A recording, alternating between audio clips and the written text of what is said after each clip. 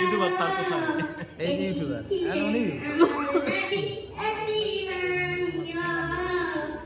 বসে থাকেন চেয়ার ফাঁকা হবে, এটা সহ্য করা যাবে?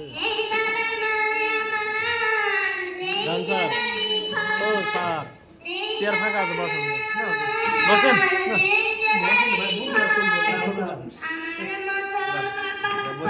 সে বসলে বলবে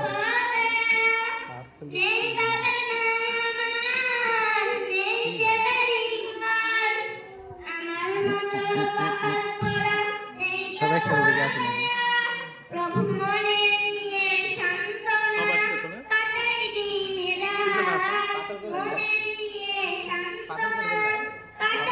কিন্তু শর্ট ভিডিও দিবে তো।